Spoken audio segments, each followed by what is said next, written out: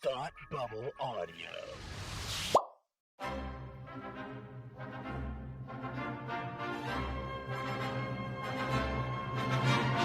Look, up in the sky! You will never find the more wretched hive of scum and villainy. Welcome to Beer with Geeks with Tim and Frank. Who are you? I'm Batman. I am Iron Man. Your friendly neighborhood Spider-Man. Hi, Christopher. I'm Nero. My name is Inigo Montoya. You're a wizard, Harry. A couple of guys with a couple of beers and a whole lot of pop culture nostalgia. Make it so, number one. Ladies and gentlemen, the Beatles. I named the dog Indiana. Life finds a way. I am serious. And don't call me Shirley. Now sit back and crack open a cold one, because it's time for Beer with Geeks. It comes in paints. Shaken, not stirred. Great Scott! I was way off. I knew it started with an S, though. Hi, and welcome to Beer with Geeks, where two geeks geek out with beer. I'm Tim, and with me, as always, is my man who loves to look back at things, Frank. How are you today? Feeling very retrospective today. How about you? Oh, I meant that you literally like to look over your shoulder because you have this impending sense of doom about Constantly. your presence. Yeah. That's kind of where I was taking it. Just regular good old paranoia. Just good old paranoia. That's what I meant. Oh, sure. Yes, well, Frank, I'm glad that you're doing well. I am also in the camp of doing well, so Good. I'm glad that we have both been camping and that it was a good experience. I'm glad. I'm very glad to hear it. That's what I've taken out of this I am conversation. glad to hear it. To hear it. Aha. Very good. Frank, what are you drinking? The beer. I have a new one tonight. I have one from the Portico Brewing Company called their Chroma Amber Ale. And oh, this is very good. Okay, so this is designed, brewed, and packaged by Portico Brewing Company and it was brewed in Ipswich, Mass. Lovely. Right down the street from me. Yeah, this is a very good, heartily hopped ale, floral notes with subtle spice, balance embodied. And it's actually quite it's a little hoppy, a little hoppier than I expected. But not terribly bitter. 6.1% ABV. This is very good. This is very good. Portico Brewing Company, Chroma Amber Ale. I'm into it. Cool. What about yourself? What do you got on tap? I am drinking a Stone Tropic of Thunder lager. Ooh, I've had also Stone. That's they're from San Diego, I believe. I believe you are correct because this is a fruitier lager variety. It's got your Citra and your Mosaic hops, but it's got a citrus, pineapple, coconut kind of vibe. It's not particularly, mostly pineapple, not particularly hoppy. Okay. Even for a lager.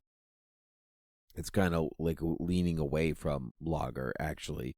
I would almost recommend it for those who are like, I like beer, but I don't know what to get. Maybe because I like fruity drinks. Like, this is not a bad direction to kind of mesh the two together. I'm sorry, what did you say the name of it was again?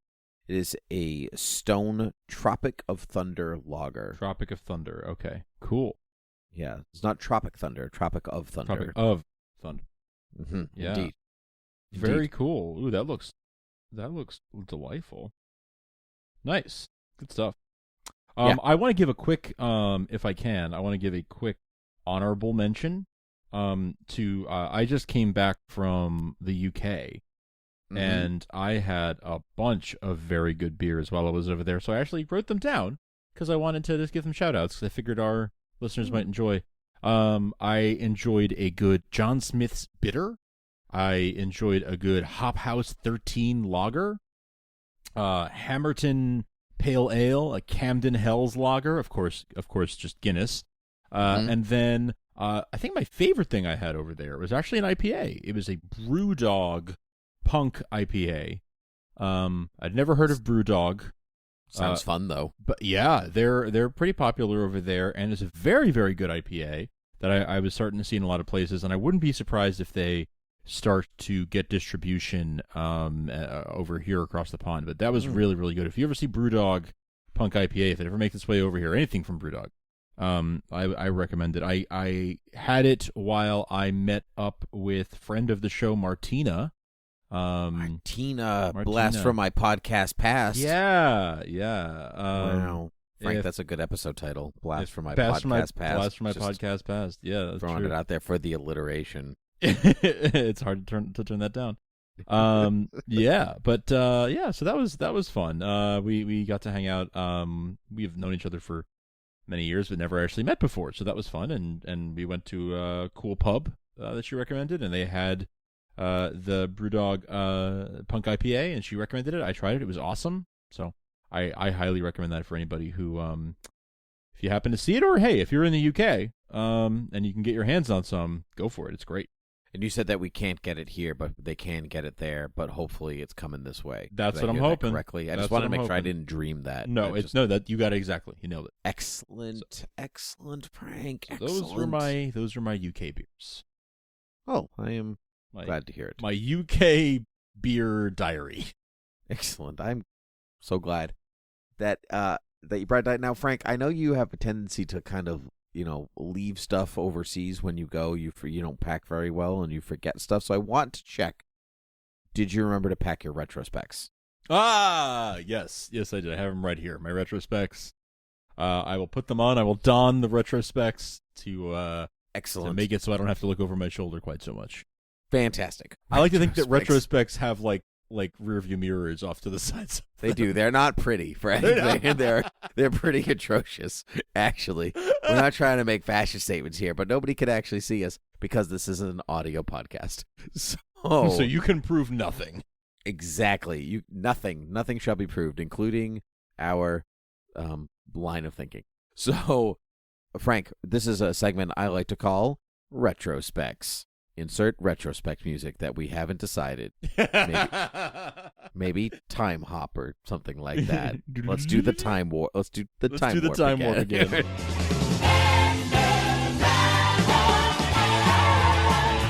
Something like that. Anyway, so Frank, we kind of did a retrospects launch when we looked at the X-Men film franchise when it was completed. And we're like, wow, what a joyous time that was. What else from our past do we love? Because that's really how this show started in the first place. That's right. The show is basically retrospect. So retrospect, we should rename, we should call retrospect, we should call it Beer with Geeks. My favorite part about, before we get into retrospects, my favorite part about you going on your trip was when I texted you and Frank, we should do a podcast when you get back. Yes. Let's call it Socially Awkward People Drinking Alcohol. Yes. Or whatever. That was very funny. That was very, very funny. Yes. Yes. Oh, my I'm God. like giggling to myself in my house. My wife was like, what are you laughing at? And I'm like, nothing. I need to explain the whole joke to you, but I'll still laugh at it, so it's okay. That was quite amusing. Yes. It was excellently amusing indeed. So, Frank, let's talk about, in retrospect, the Sam Raimi Spider-Man trilogy. Yeah. And We got exciting news this week in the Spider-Man world, right? That Tom Holland is actually staying in the MCU. For one movie, I think. He's got one more Spider-Man movie, and then I think he's leaving. You think it's done after that? That's what many articles seem to even say about the announcement, not even speculation. I saw a few that were like, he's got one more Spider-Man movie and to kind of finish the story that they were telling. That's good. And then maybe he will logically leap into his own universe. Into a Sony Spider-Man universe at that point. Yeah. Yeah. That would be, one would be fine. I'd be very happy with one because then at least they can wrap things up and then you get sort of a trilogy aspect there. Even though I don't really feel like they'd be great standalone films as a trilogy because they're just so slotted into they're so slotted into the continuity. But however, with his spoilers for Spider-Man Far From Home, with his identity kind of released to the public, what a great way to protect his identity than to go to a different universe. Right.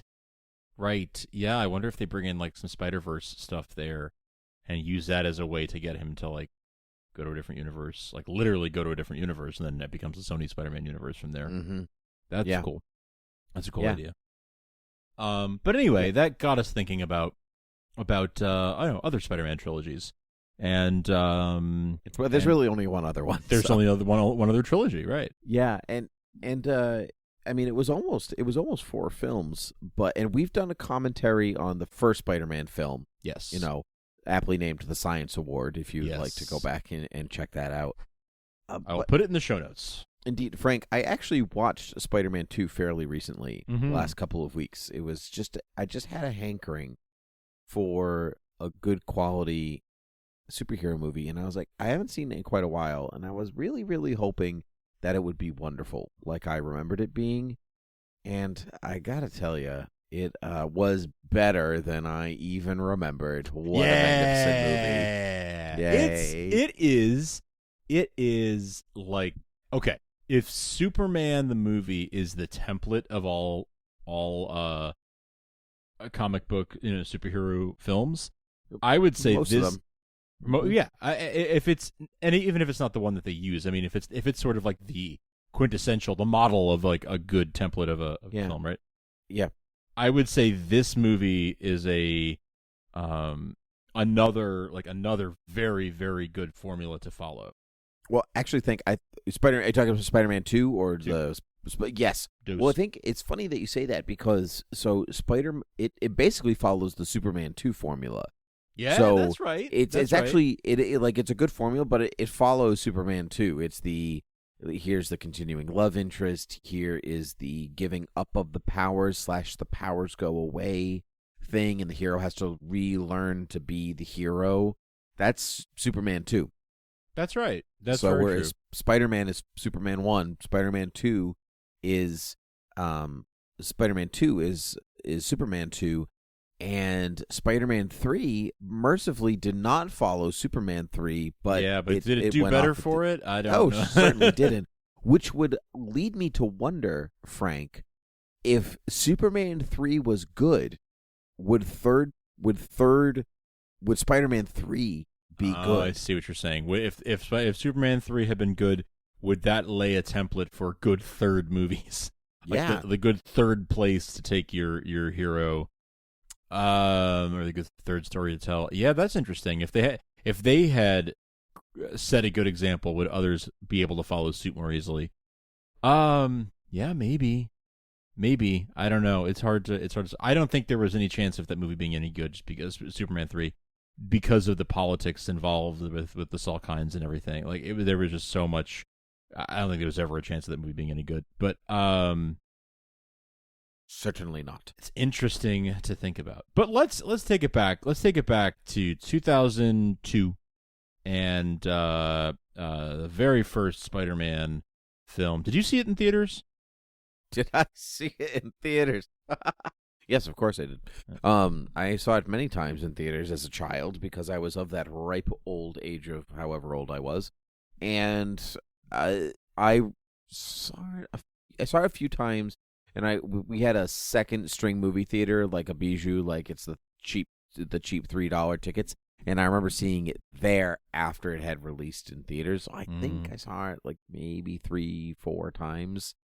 I have a vague memory that you did not see it in the theaters. Correct. That's correct. Yes, you watched it with your sister on DVD, right? Bingo. Yep. That's exactly right. And we were instantly like, this is the best movie I've ever seen. Let's watch it 1,000,000 times. It's probably the last time, when I was a kid, I did a lot of like getting into a phase of watching a movie over and over and over again. Like every day, come home from school, watch this movie, right? Every kid does, I feel like, okay, this week it's, Cinderella or whatever. Like this kid watched Cinderella like every day this week. Holy crap. Mm-hmm. I was, 13 when Spider-Man came out? I think I can honestly say that's the last time I remember doing that thing of like, go home from school, watch this movie. Like, because I just got into I got obsessed with it. It was so good. And watching the DVD bonus features and like all these, mini documentaries and stuff, that some of which I can still sort of like, I remember details from. Yeah, I got way into that movie. Way into it. Yep. I watched it a lot. I remember actually, so Spider-Man, that was about the era in which like internet news started to be a thing. Yes. And so I remember waiting hours and hours for the modem to download the teaser trailer. But it was like the teaser of the teaser. So it was just CG webbing. And then it was like Spider-Man. And that was it. And I waited hours just for that to load. So this is before even the one with the Twin Towers in it then. Oh, yeah. Way before that. This was just webbing to announce that Spider-Man was coming. Wow. And that was it. It didn't show him or anything like that. And there was a website that I would check. That's actually how I discovered IGN originally. They've been around that long. But before that, there was SpiderManHype.com. Oh, which became SuperheroHype.com. Exactly. Right. It started as SpiderManHype.com. I remember when it switched to superhero because it was after the Spider-Man boom. And like they were making more movies and they switched to superhero. And as a child, I was like, stupid. This website used to be about Spider-Man and now it's about all these other heroes. And I don't like that. Like, hilarious. But that was like my first introduction to set photos and things like that. That was the first time that I learned what that was. And I saw the Green Goblin in the Times Square set. And, you know, like, this is what he looks like. And they were like, he looks like a Power Ranger. This is dumb. This is not the source material. How dare you? Let me see, that would have been in 2001. So I would have been 13, 14 years old because I was, I guess 14, 15 by the time it came out. So, oh my goodness. Yeah. So Spider-Man, the first film, was like important for me because it like taught me in a weird way, like, this is how you fandom. If that makes sense. Yeah. Oh, yeah. Okay, I get that. I totally get that. Yeah, this is how you search for news. This is what you like look for and don't look for. And it was Spider-Man and the first Harry Potter movie simultaneously that kind of did that for me. That's right. Because Harry Potter came out the year before, but I remember about like, oh, this person got cast, and this is what it looks like, and so on and so on and so on and so on. For me at that time, it was Spider-Man and Attack of the Clones came out the same year. Sure. So those are the two things that I was starting to get myself into. But really, it was Smallville a couple of years later where I would say I learned how to fandom. That was the first time I like joined a fandom. What an interesting question that is. Like, yeah. How did you learn to fandom? Because I can pin directly where I started to read comic books for real, and not just like someone grabbed one for me for my birthday or for like, Christmas or in the grocery store or whatever, but like where I started to ask pointed questions. Did I ever tell you that? Do you know the story? Did I ever tell you this? I think your first comic book. I mean, not my first comic book, but like when I first started to like read comic books for real. Not like, because when I was a kid, I would like try to find the No Man's Land collected editions and things like that. I did that. And I know your story about like Spider-Man comics, like the Green Goblin. Oh yeah. I'm talking like now I'm going to the store every week to buy comics. I don't know if I do know that. Oh, well, let me tell you a story. Please do. Anyway, everyone knows, most people, some people, a few people, maybe one person knows Palmer of co-host Academy Rewind. He will live in infamy. And Palmer and I used to work together at Blockbuster. Fun facts all around. Back in the Blockbuster heyday when lines would be out the door to rent movies still. And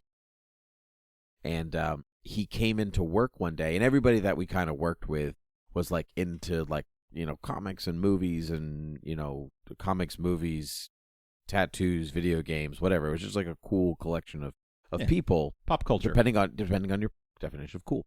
And Palmer came in one day and he was like, Wonder Woman snapped Maxwell Lord's neck. And I'm like, I have many questions.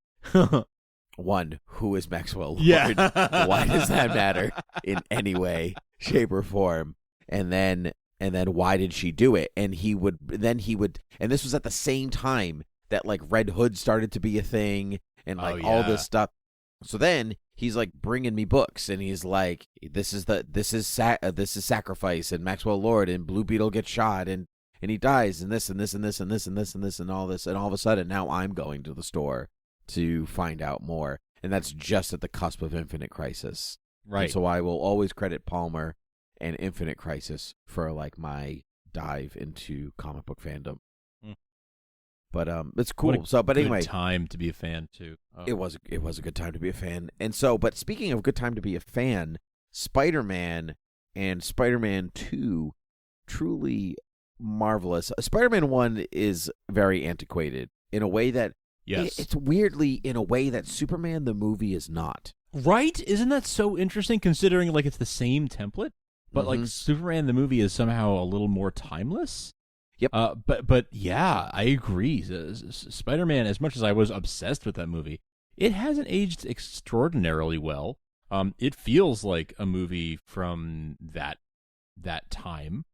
From like it feels like the late 90s, early 2000s, turn of the century type of. Sure. Lots of Joe Manganiello with his like spiked hair. Oh yeah. There are some things in that movie that have really not aged well. Like, can I remind you that in the Bonesaw cage match, Spider-Man makes a joke. Bonesaw is ready. Bonesaw is ready. Did your husband make it for you? Yes. There's a derogatory gay joke in that Isn't movie. that so bad? Like, can you even imagine that being in a film today? Absolutely not. Wow. But like, think about how much the times have changed on that with that one joke alone. Think about how far we have come. Like, wow. That's huge, crazy. I totally joke. forgot about that joke. Because I always just remember Bonesaw is ready. Me too. Yeah. But yeah, that's that joke. I was recently reminded of that. And I was like, oh my God, that really, ooh, that's not great. That is not great. So yeah, that's crazy. That's insane. A good sign of just how like what a big upheaval there's been in the last few years, and just how much the film has not aged with the times very well. No, socio like political culture has like changed.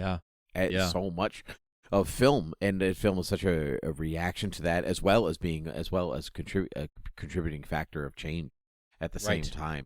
Right. Wow. From a comic book adaptation standpoint, Spider-Man is a fairly realistic retelling of the Spider-Man origin story, but this is an era where they like barely trusted that audiences would be okay with Spider-Man's spider suit. Remember that? Yeah. Right. Yeah. Right. Because at the same time, the X-Men are in their leather uniforms. jumpsuits. Yeah. Oh, uniforms. Yeah, whatever you want to call them. Yeah. Their leather jumpsuits, and the Green Goblin is like a Power Ranger, and organic web shooters. People they felt like, oh, people won't trust that this guy, because I hesitate to call him a kid, is a genius. And so he's nerdy and quirky, but maybe he's not a genius, and so we'll have to give him organic web shooters. Right. Yeah, they made a lot of those interesting decisions. They weren't sure that, I mean, just in general, Hollywood wasn't sure that people were ready for, superheroes wearing spandex. Like, oh, that just looks too cheesy, it looks too corny. But really, some of the things they came up with now look cheesier in retrospect than you mean costumes or costume-wise? The fashion was. The Raimi Spider-Man suit is just an excellent. It's an excellent costume. It is. But I'm talking about like the Green Goblin looking so. It bothers me so. It bothers me. Right, looking so much like a Power Ranger. That looks cornier now than I think it would have if they had done something a little more comic accurate. It's true. If they had him literally transform, then I think it would have worked to their advantage. They did try an animatronic face. There's footage of it online. Yes. I think I remember that. It's pretty scary, but you can also see why it doesn't work. Like, as much as expression as it gives, like with big yellow eyes, and which they weirdly still went with, even though they kind of like moved up so you could see Willem Dafoe's eyes. Yeah. There wasn't much to it. I remember being upset as a kid that you could see Willem Dafoe's mouth through the grate in the mouth slat of the helmet, so you can see Willem Dafoe talking through the mask. Oh my God! Once you pointed that out to me, I could never not see it. You can't unsee it, but it was probably so he could breathe, like realistic things, so he could breathe in that thing. But you could see it as kind of like Norman trying to get out of the Goblin persona in a weird sure. way. Like he's literally trapped inside the Goblin, and you can see hints of him in his eyes, in his mouth, and all this stuff. But so there is I guess a theoretic way of looking at the costume in that way. But this is also like the Ultimates heyday, where they're like, it's militarized, and it's, it's this kind of, it's like this was a project he was working on for the government, so, and the mask still doesn't make sense, but that's okay. That's all right. Macy Gray is in that movie. Macy Gray. Oh my God! At the World Unity Festival, whatever they called it. Yeah, that Times thing. Square. Mm-hmm. Before they would even give Stanley lines in his cameos, or he just like saves that kid. Yes, he just moves that kid. Yeah. There is a deleted scene of him moving or talking to the kid, like trying to get him to buy sunglasses or something like that. But yeah. That's right. Where he's like, "Hey, kid, you want these? They're like the ones they wore in X-Men." Oh, he made a reference to the X-Men movie. In that it's scene. funny. Yeah. Made a reference to the X-Men movie, but they couldn't be in the same universe. Crazy. What a time that was. Frank, we've spent so much time on Spider-Man 1. We've barely scratched the surface of Spider-Man 2 or 3. I know. So perhaps, Frank, maybe we just to finish up our conversation on Spider-Man 1, and we will retrospect Spider-Man 2 and Spider-Man 3 at another time. Sure. Does that sound fair and accurate? I think that sounds very fair. Yes. So that means we've talked about Spider-Man, the first Sam Raimi movie, twice on this podcast. It's worth talking about, and we had things to say, man. It's a damn good movie. It's a damn fine film. That's what the show is about, right? Like, it's about us cracking open a beer and geeking out about something, and sometimes you have to talk about the same thing more than once. This is more chronicle. Go ahead. This show is more a chronicle of our conversations as friends, really, more than it is about anything important. Yeah, that's true. Yeah. You said it, not me. This is slightly off topic, but kind of in kilter. I was talking to my boss about something about composing music on GarageBand, because we're joint teaching a music class together this time. And so I told him, I was like, I actually composed the piece to read up. I composed the intro. I said on GarageBand. So it took like 2 minutes. You just kind of play around. So he listened to it and he was like, "Oh, it's good. It's kind of like meandering, like a podcast." And I was like, "Listen, buddy. Yeah. How do you know what Frank and I do every week? You don't know that. Sometimes we're very pointed. See Supergirl TV Talk for pointed podcasting." So that was fun. That was fun. I could say that because he'll never listen to this probably. Okay, well, there you go.